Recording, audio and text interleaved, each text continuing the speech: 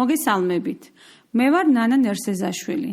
დღეს ლელიანის სათემო რადიო მისი ხმა აგრძელებს ფინანსური განათლების გადაცემებს თემით რა არის სესხი და რა უნდა გავითვალისწინოთ სესხის აღებამდე.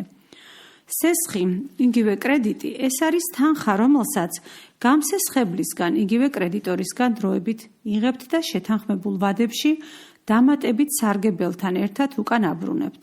თანხის სესხების შესახებ გადაწყვეტილების მიღებამდე მნიშვნელოვანია გაითვალისწინოთ, რომ სესხის აღება დამატებითი, მათ შორის კრედიტორთან სესხის პირობების დაზუსტების პასუხისგებლობის აღებასაც უკავშირდება.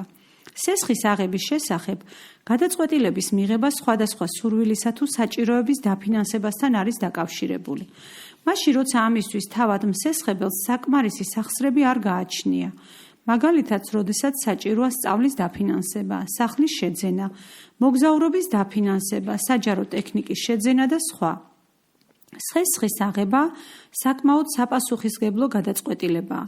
თუ აღებულ სესხს შეთანხმებული გრაფიკის შესაბამისად იხდით, ამით თქვენ დადებით საკრედიტო ისტორიას იქმნით. კარგი საკრედიტო ისტორია კი შესაძლებლობას გაძლევთ ყოველი შემდგომი სესხი გაცილებით მარტივად და უფრო ხელსაყრელი პირობებით აიღოთ. გარდა ამისა, იმის მიხედვით თუ რისთვის ითხოვთ თანხას, რა დროში გეგმავთ მის დაბრუნებას და რა მოცულობის თანხა გესაჭიროებად, კრედიტორმა შეიძლება უზრუნველყოფა, ანუ სესხის დაბრუნების ერთგვარი გარანტია მოგთხოვოთ. ეს შეიძლება იყოს თანამსესხებლისა თუ თავდებობის მოთხოვნა, ან უზრუნველყოფად უძრავ-მოძრავი ქონების წარდგენა. შესაბამისად, სესხის აღება ქონების თუ პიროვნული ურთიერთობების შენარჩუნების პასუხისმგებლობასაც უკავშირდება. რა უნდა გაითვალისწინოთ სესხის აღებამდე?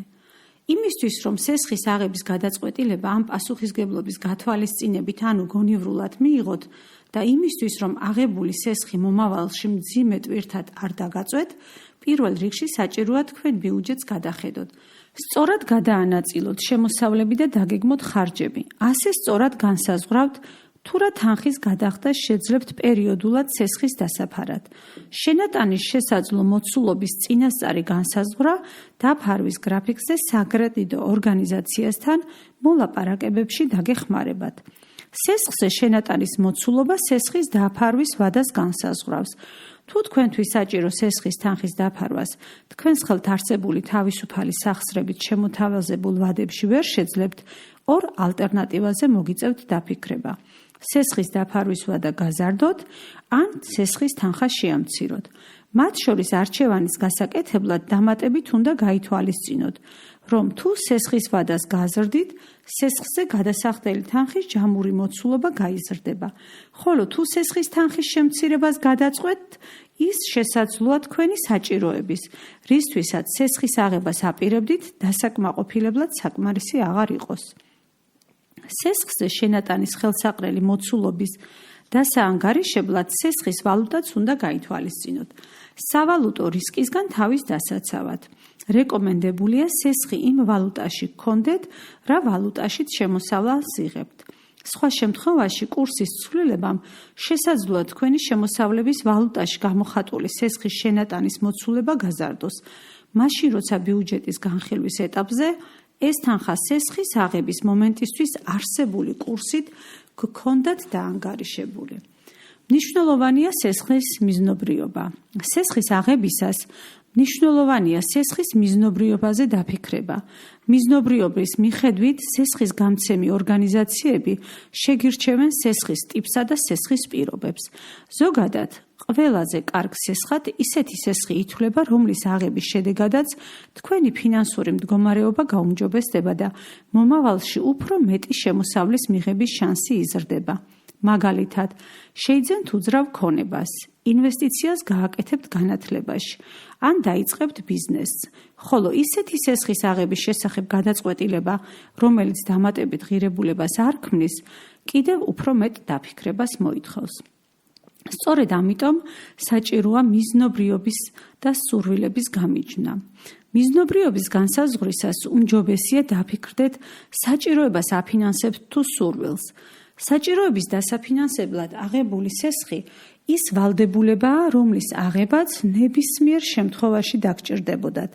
მაგალითად, თუ საცხოვრებელი არ გაქვთ, სახლის შესაძენად აღებული სესხი ამ საჭიროებას დაიკმაყოფილებთ.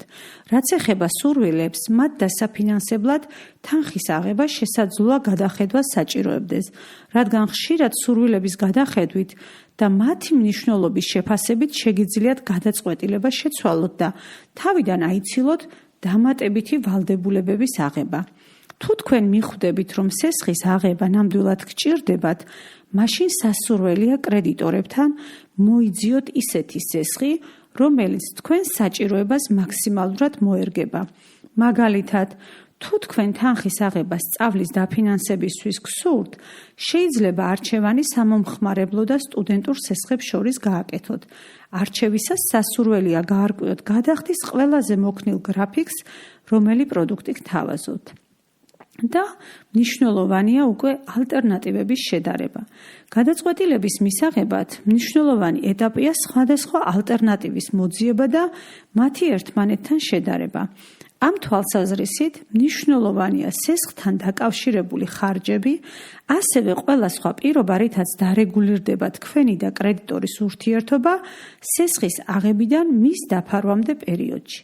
იმისთვის, რომ მაქსიმალურად მომზადებული იყოთ სესხის გაცემის, პროცესისა და სესხის მომსახურების პერიოდისთვის, მნიშვნელოვანია წარმოდგენა გქონდეთ სესხის დამუშავება გაცემის პროცესზე და გაითვალისწინოთ ის შესაძლო დრო, რაც საჭიროა იქნება სესხის განაცხადის გაკეთებიდან სესხის მიღებამდე.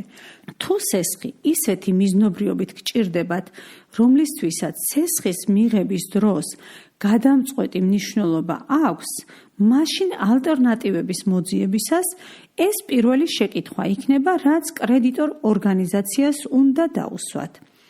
როგორ ხდება კრედიტორის შერჩევა?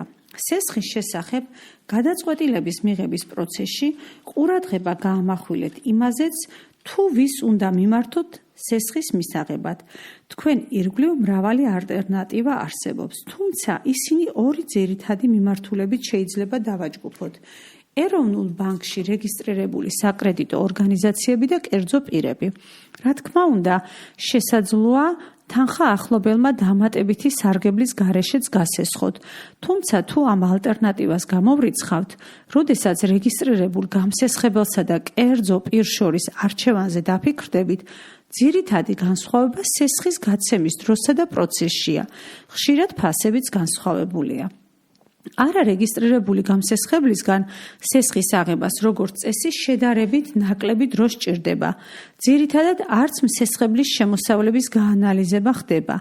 სამაგიეროდ, საპროცენტო სარგებელი დიდი ალბათობით უფრო მაღალია და არც ხელშეკრულების გაფორმების სპეციალური სტანდარტების დაცვა მოითხოვება. რიგ შემთხვევებში ხელშეკრულება შესაძლოა საერთოდაც არ გაფორმდეს.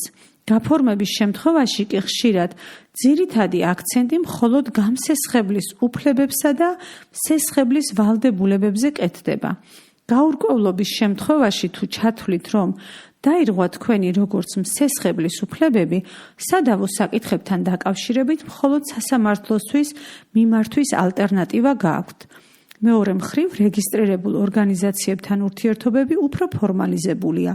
ძირითად შემთხვევებში შესწავლილ იქნება თქვენი გადახდის უნარიანობა, რისთვისაც შესაძლოა თქვენი შემოსავლების დამადასტურებელი დოკუმენტებიც მოგთხოვონ. არასაკმარისი შემოსავლის პირობებში კი შესაძლოა დაფინანსებაზე საერთოდ უარი გეთქვათ, ან თქვენ მოთხოვნილ თანხაზე ნაკლები ოდენობის სესხი შემოგთავაზონ. ამასთან, რეგისტრირებულ საკრედიტო ორგანიზაციებთან ურთიერთობით იქმნით საკრედიტო ისტორიას, რომელიც სამომავლო დაკრედიტებას ამარტივებს და უკეთესი შეთავაზებების მიღების შანსს ზრდის. გარდა ამისა, თქვენთან ურთიერთობისა და გასაფორმებელი ხელშეკრულების სტანდარტი დადგენილია მოქმედი კანონმდებლობით და თქვენი როგორც მომხმარებლის უფლებების დაცვის მიზნით შესაძლებლობა გაქვთ სასამართლო დავის დაწყებამდე მიმართოთ როგორც უშუალოდ სესხის გამცემ ორგანიზაციას, ასევე ეროვნული ბანკის მომხმარებელთა უფლებების დაცვის განყოფილებას. რა უნდა გაითვალისწინოთ სესხის ხელშეკრულების გაფორმებისას. მას შემდეგ, რაც გადაწყვეტილებას მიიღებთ, თუსად რა მოცულობით და რა პირობებით იღებთ სესხს, ბოლო ეტაპი შეთანხმებული პირობების ხელშეკრულებაზე ხელმოწერაა. ხელშეკრულებაზე ხელმოწერა იურიდიულად ნიშნავს თქვენს თანხმობას მასში მოცემულ ყველა პირობაზე. ამიტომ, იმისთვის რომ დარწმუნდეთ, რომ ეს სწორად ის პირობებია, რაზეც გამსესხებელს შეუთანხმდით, აუცილებელია წაიკითხოთ მისი ყველა პუნქტი. გაარკვიოთ თქვენი რეალური უფლებები და პასუხისგებლობები და მხოლოდ ამის შემდეგ დააფიქსიროთ ხელმოწერა დოკუმენტზე.